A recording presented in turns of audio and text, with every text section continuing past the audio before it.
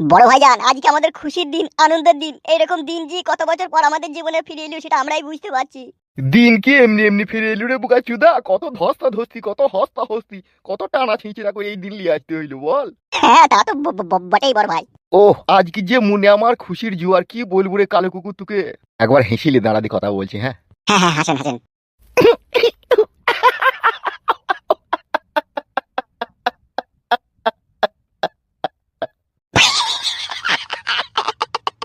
শুধু সরকার গঠন হতে দে, তারপরে দেখবি আমার খেলা। কি খেলা হবে নাকি?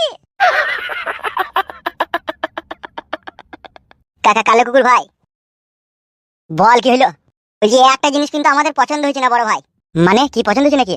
আমরা এত মার খেয়ে গাল খেয়ে আপনার সাথে এই পার্টিতে আজকে আমরা বিজয়ী হয়েছি, আর যেই লোকগুলা এই হেরে গেছে তারাই ঘুরিয়ে আবার আমাদের পার্টিতে ঢুকতে আসছে কেন? কে কে ঢুকতে আসছে? ওই তো ওই বালচুদাটা। কে? ও তো আমাদের পার্টিতে কোনোদিনই ছিল না, আজকে কেন ও এলো হঠাৎ করে? তাই ধরে বলা কে ওটা? ওকেই জিজ্ঞেস করো কে। এই বাল কপালি ছোড়া এখানে আয় তো। আমাকে বলছো? হ্যাঁ বে হ্যাঁ, তোকে বলছি এরাই। বলো বলো ভাই। আরে শালা, এই আমাদের সাথে পার্টি করে না তো? এ তো বিরোধী পার্টি ছেলে। না রে ভাই, আমরা তলায় তলায় তোদেরই সাপোর্টার ছিলাম রে ভাই, বুঝলি না কেন? এই সুরের বাচ্চা, কি কাকা? সুরের বাচ্চা দুমুখো সাপের পরিচয় দিচ্ছিস? আমরা 17 বছর শালা গ্রাম ছাড়া, দেশ ছাড়া, বাড়ি ছাড়া, মার খেয়ে গাল খেয়ে আজকে লোকের মন জয় করে এই পজিশনে এসে দাঁড়িয়েছি, আর তুমি সুরের বাচ্চা হারাম করে এসে ফাঁকের ভিতরে মাথা ভরে দিচ্ছ। তা কি, এটা আমি ভোট দিইনি আপনাকে? সুরের বাচ্চা, তুই ভোট দিচ্ছিস কি না দিচ্ছিস সেটা আমি দেখিছি। দিয়েছি গো, সত্যি করে ভোট দিয়েছি গো আপনাকে। সব মিথ্যা কথা বড় ভাই, এসব পিঠ বাঁচাবার লাইন। শালা বৈদ্যুকে কোনোদিনও আমাদের মিটিং মিছিলে কোনো জায়গাতে ওকে আমরা দেখতে পাইনি, আর আজকে আমরা জিতেছি আর আজকে ওকে দেখতে পেয়েছি, তাইলে ও মিথ্যা কথা বলছি নাকি সত্যি কথা বলছি নাকি ও? হ্যাঁ দেখো, পেটে পা দি ধরবো না, দি পুঙা দি পুট করে আতুরিটা বাই করে দেবো তোমার। শালা হারামি, পিঠ বাঁচাবার জন্য কোন আমাদের দলে মাথা ভরতে এসো? পালাবে এখান থেকে। শালাকে কোনো মিটিং মিছিলে দেখতে পাইনি, আর আজকে আমরা জিতেছি বুঝি শালা ফাঁকে চলে এসে মাথা ভর্তি রে। শালা হারামি কি কাজ করেছে রে? মারবো নাকি বড় ভাই ওকে? শালা বৈদ্যু পরশুদিন রাত্রিরেও বিরোধী পার্টির ঝান্ডা ধরেছিল।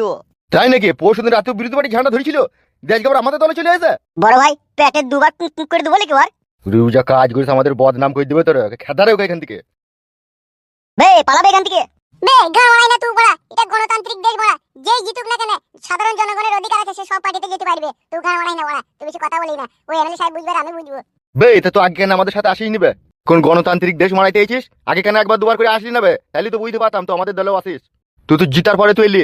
এমএলএ সাহেব, আপনাকে একটা কথা বলবো। বল, কি বলবে?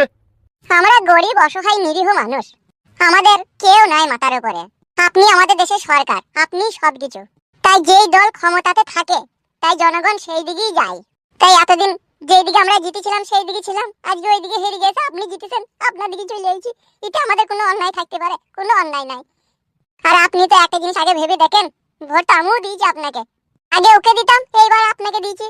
আর ভারতবর্ষের কোনো সংবিধানে তো লেখা নাই আগে যে অন্যজনকে ভোট দিয়েছে পরের বার তাকেই দিতে হবে, সে যাকে খুশি তাকে দিতে পারে। এইবার আপনাকে ভালো লেগেছিল, ভালোবেসে দিয়ে দিয়েছি, আপনি জিতে নিয়েছেন, তাইলে এবার আপনার দলেই থাকবো। তাহলে আপনি আবার গাড়ি খেলিয়ে দিতে চাইছেন কেন আমাকে? ভোট দিয়েছিস তো সেটাই জানতে চাইছি। দিয়েছি গো এমএলএ কাকা, ক্যাচাং করে টিপি দিয়েছি, আর টিট করে দেওয়া ছিল যে আমাকে বললে যে তোর ভোট হয়ে গেছে, বেরিয়ে পড়।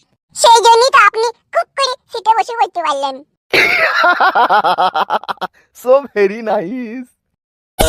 দে ভরিয়ে দে আমার মন ভরিয়ে দে।